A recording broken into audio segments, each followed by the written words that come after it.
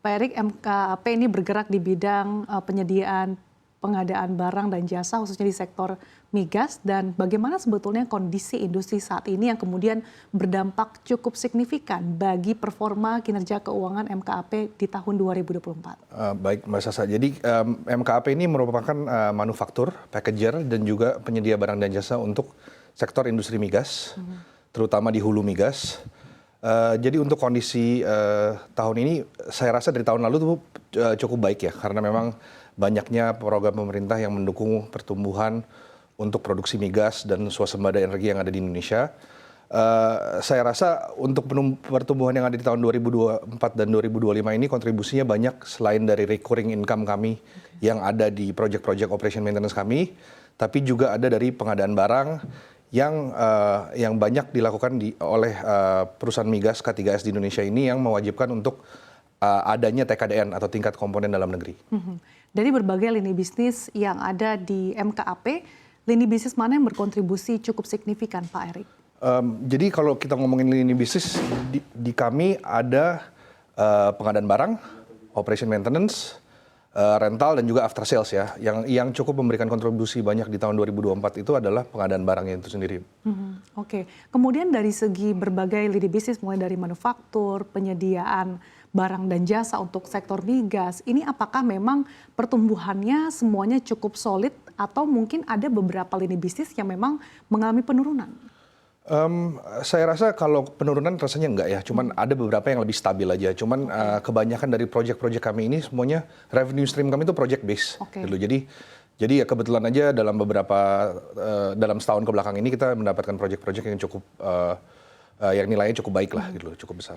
Kalau berkaca pada kondisi ekonomi dari segi makro global maupun tanah air sendiri, apakah hal ini juga sangat berkaitan dengan industri ataupun kinerja MKAP? Secara pasti berkaitan lah ya. Kalau kita ngomongin kondisi makroekonomi dan lain-lain, terutama juga kenaikan harga minyak migas ya. Walaupun kita nggak directly impacted dari harga migas itu sendiri, cuman kenaikan harga migas itu pasti memberikan potensi dan juga kesempatan bagi perusahaan-perusahaan migas K3S untuk melakukan investasi capex untuk lapangan-lapangan minyak mereka gitu. Oke, dengan performa yang masih cukup terjaga dari tahun 2024 hingga semester pertama tahun ini, di tahun ini pendapatan dan laba MKAP menargetkan cukup lumayan tinggi ya Pak, di 20% dan 30%. Ini bagaimana strategi yang dilakukan untuk bisa mencapai target ini Pak? Jadi ya memang kita menargetkan sekitar 20% peningkatan revenue. Ya. Jadi ya yang paling pertama kita lakukan adalah kita tetap harus fokus terhadap core bisnis kita, yaitu menjadi penyedia barang dan jasa untuk kegiatan-kegiatan pengeboran dan juga fasilitas produksi migas yang ada di Indonesia ini. Lalu selanjutnya ya untuk menopang pertumbuhan ini pasti kita harus fokus terhadap our own people ya, peningkatan kualitas SDM, training dan lain-lain, karena ya memang balik lagi untuk penyedia barang dan ada jasanya nih ya. Jadi kita ya aset terbesar perusahaan kita adalah ya orang-orangnya itu. Ya, lalu juga kita mencoba menambahkan beberapa lini produk baru yang lebih advance. Jadi nggak hanya di pompa, di kompresor aja, tapi lebih ke aplikasi-aplikasi tertentu yang bisa menopang kenaikan produksi minyak dan gas bumi di K3S di Indonesia ini. Oke, dan kita juga tahu Pak Erik bahwa pemerintah kan menargetkan ada penambahan 900 hingga 1 juta barel hingga tahun 2030 mendatang. Bagaimana MKAP mengambil peluang dari potensi peningkatan ini Pak? Betul. Nah, memang kalau udah cukup lama ya kita dengar memang pemerintah ini menargetkan produksi migas Indonesia ini sampai, terutama crude oil minyak mentah ini sampai 1 juta barel per hari. Jadi kita ini tetap bekerja dan berdiskusi dengan pihak K3S dan juga melakukan sinergi dengan perusahaan BUMN lainnya untuk menyediakan alat dan jasa kita, nggak hanya untuk pengeboran sumur-sumur baru, tapi juga reaktivasi ulang sumur-sumur lama yang masih mempunyai potensi untuk kenaikan produksi.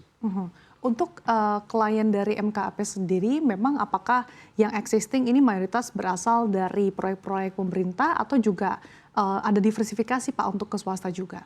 Oke, jadi kalau untuk perusahaan kami ini berdiri sudah cukup lama ya. Jadi memang kalau saya lihat trennya malah perusahaan K3S asing ini banyak yang dinasionalisasi.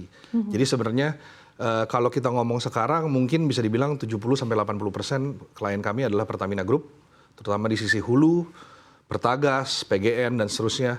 Cuman kita juga mempunyai klien-klien swasta seperti yang multinasional juga seperti Exxon dan juga perusahaan-perusahaan migas dalam negeri seperti Medco dan KSO lainnya. Oke, dengan kemitraan strategis yang sudah dimiliki oleh MKAP saat ini, seberapa besar sih Pak pengaruhnya bagi market share ataupun mungkin kinerja dari MKAP?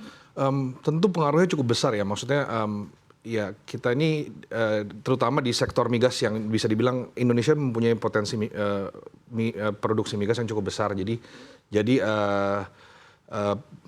maintaining relationship itu sangat-sangat penting saya rasa dan memang ya itu yang akan kita terus pertahankan dan juga tentunya mempertahankan kompetensi kita sesuai dengan apa yang diminta oleh customer. Oke, dan di tahun 2025 ini kita tahu tantangan masih banyak cukup membayangi sejumlah industri termasuk bagaimana industri migas, bagaimana fluktuasi harga minyak, kemudian fluktuasi nilai tukar rupiah dan juga biaya logistik. Sejauh mana hal ini berpengaruh pada MKAP dan bagaimana MKAP memitigasi tantangan-tantangan ini Pak?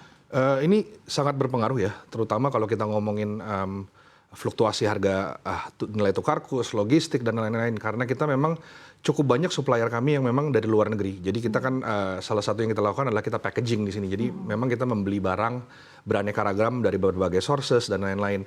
Jadi yang kita lakukan adalah kita harus memastikan bahwa cadangan kas kita itu cukup kuat dulu, ya kan. Jadi dan juga untuk jalur logistik dan supply chain itu kita harus mencari supplier-supplier yang memang cukup fleksibel dan tangguh bagi kita gitu. Dan yang kita lakukan selama ini adalah ya kita mencoba merencanakan pembelian capex yang memang tidak berhubungan dengan proyek misalnya ini dari jauh-jauh hari. Jadi kita bisa mencadangkan nilai tukar kurs yang lebih konservatif. Oke.